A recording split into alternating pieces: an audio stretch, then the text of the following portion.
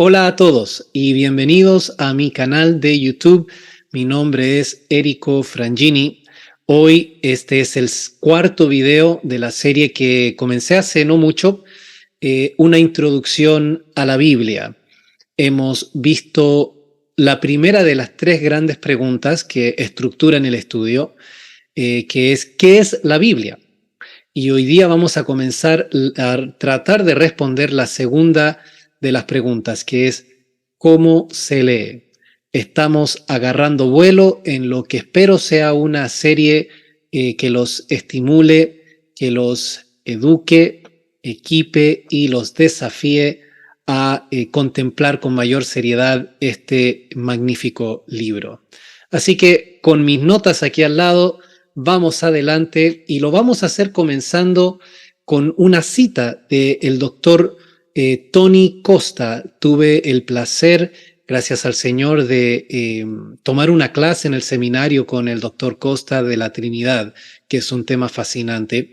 Es un hombre muy, pero muy preparado. Así que voy a comenzar leyendo una cita que encontré de él en YouTube.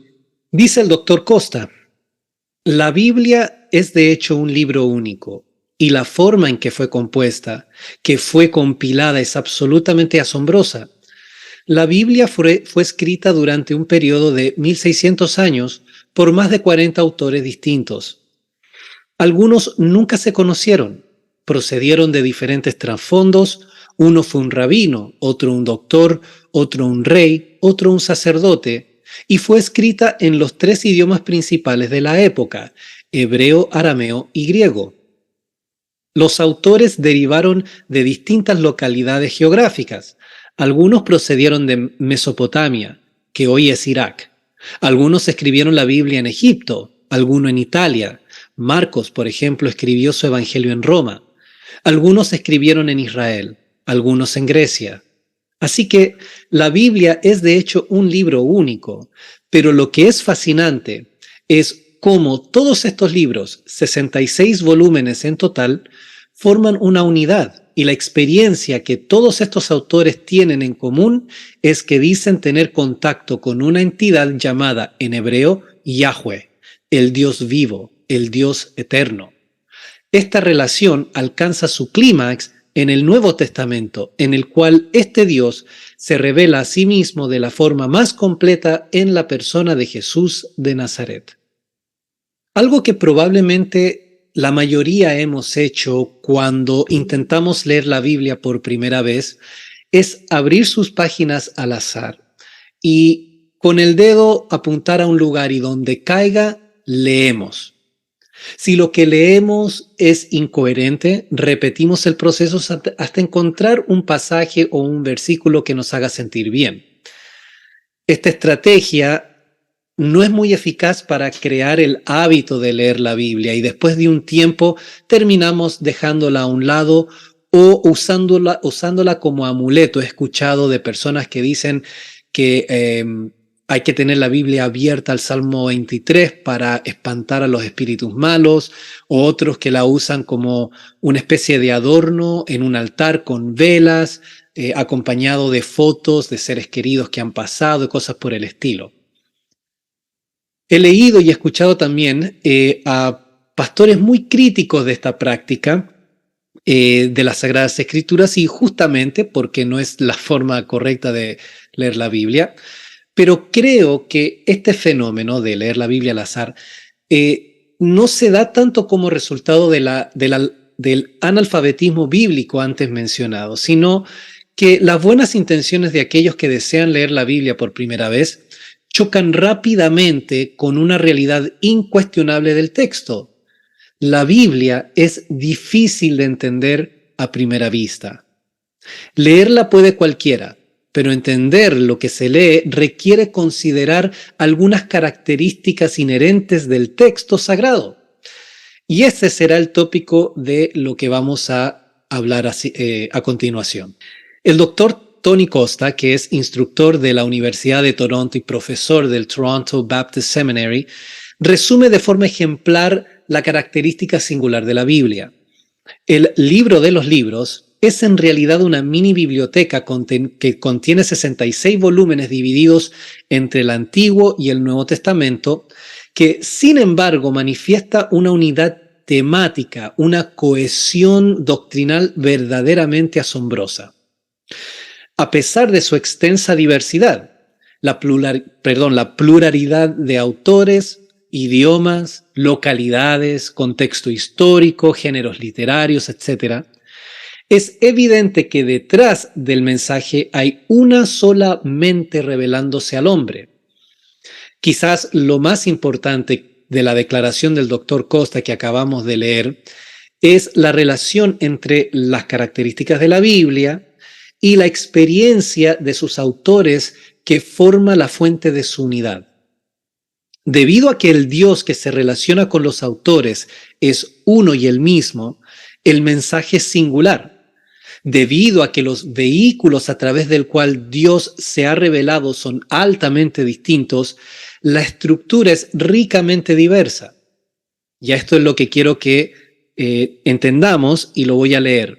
De tal forma, podemos resumir que la diversidad de la Biblia es literaria, ¿ya?, inherente al texto en sí, y su unidad es teológica, inherente al mensaje. Si no se reconoce ese distintivo de la Biblia, es imposible entenderla. Esto es importante y como pueden ver estoy leyendo porque tengo cuidado de usar las palabras correctas y de comunicar el mensaje preciso, ¿ya?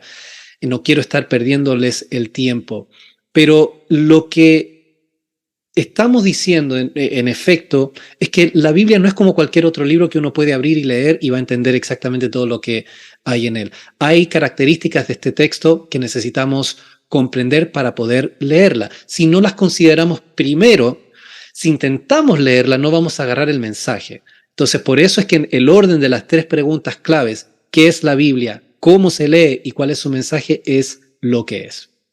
Así que lo que voy a hacer ahora es abrir el Keynote o PowerPoint si se quiere, para mostrarles gráficamente lo que quiero decir. Bueno, profundicemos entonces en el aspecto literario de la Biblia. Este primer slide tengo prácticamente un outline de todo el estudio y hay 2 cosas en el formato de la Biblia que necesitamos respetar para poder beneficiarnos de su lectura. Número 1, los testamentos, la división principal, y número 2, la pluralidad de volúmenes, que es la división secundaria. El Antiguo Testamento o las Escrituras hebreas es el más largo de los 2 y contiene 39 volúmenes. Fue escrito en hebreo con partes en arameo en un espacio de alrededor de 1000 años. Trata en su mayoría con la historia de Israel, su origen y destino, a quienes les ha sido confiada la palabra de Dios, según Romanos 3, versículo 2. Según la tradición judía, se divide en 3 partes representadas en el acrónimo hebreo Tanakh. En español el término es Tenach, ¿ya? Y más o menos esta es la división. La Torah, que son los primeros 5 libros de la Biblia, la ley o el Pentateuco que se llama. Después está Nevi'im, que son los profetas, y por último, Ketuvim, que son los escritos. Una nota, la Biblia como la tenemos hoy no está dividida exactamente de esta forma. La división en las Biblias nuestras es más temática, ¿ya? Pero me gusta usar la tradición judía, primero porque creo que es más cercano a la fuente de cómo fue cómo entendieron el texto en los días de Jesús, por ejemplo, y porque ofrece una forma muy rápida de memorizar y entender cómo está estructurado el Antiguo Testamento con este acrónimo Tanakh, ¿ya? Ahora, el contenido del canon, o sea, qué libros van en el Antiguo Testamento, el contenido del canon ha sido materia de gran debate en la historia de la Iglesia. Y aquí es donde entra el tema de los libros apócrifos o deuterocanónicos. Entonces, En las Biblias católicas hay libros que no se encuentran en las Biblias evangélicas o protestantes. La versión más común en las iglesias evangélicas es la Reina Valera, la clásica. También está la Nueva Versión Internacional. Hay muchas versiones. Pero la diferencia que quiero traer a su atención es que las Biblias católicas tienen libros que no están en las Biblias evangélicas. Es un tema extensivo, quizás tendríamos que hacer un video solamente lidiando con ese tema. Los judíos, ¿ok? Los judíos consideraban en los tiempos de Jesús e históricamente el Antiguo Testamento, la palabra de Dios, como hoy la conocemos en las Biblias evangélicas. Ellos no consideraban estos textos apócrifos o deuterocanónicos como palabra de Dios. Tienen un valor histórico y un valor en cuanto a la tradición, es bueno leerlos, pero no son palabra de Dios y por lo tanto no tienen la misma autoridad que las Sagradas Escrituras. Eso es el Antiguo Testamento. En cuanto al Nuevo Testamento, es el más corto de los dos y contiene 27 volúmenes. Fue escrito en griego dentro del primer siglo de nuestra era. De hecho, muchos piensan que fue escrito dentro de los primeros 70 años del primer siglo, pero eso es tema para otro día. El Nuevo Testamento se divide en 4 partes. No es tan marcada esta división, pero es como lo tenemos organizado en todos los Nuevos Testamentos. Tenemos los Evangelios. El Nuevo Testamento abre con un récord de la vida, muerte y resurrección de Jesucristo, visto según los Evangelios de Mateo, Marcos, Lucas y Juan. Después sigue el libro de los Hechos, que es una narrativa histórica, cronológica, de los primeros años de la historia de la Iglesia, escritas por Lucas, que también fue el autor de uno de los Evangelios. Después del libro de los Hechos están las epístolas o cartas que fueron escritas por diversas personas, entre ellos Pablo, más notable, y San Pedro, el apóstol. Juan también escribió un par de epístolas y concluye o cierra el Nuevo Testamento con el libro de Apocalipsis, que es una narrativa con un género literario muy particular que trata con la segunda venida de Jesucristo y el fin de la historia del mundo. Así que ese es el Nuevo Testamento. El Nuevo Testamento trata principalmente con la vida, muerte y resurrección de Jesucristo y su iglesia. Ha existido unanimidad en cuanto al canon a lo largo de la historia de la iglesia. No hay libros añadidos en el Nuevo Testamento, en las Biblias católicas. Es exactamente el mismo Nuevo Testamento que en las Biblias evangélicas. La relación entre los dos testamentos se debe entender en términos de promesa y cumplimiento.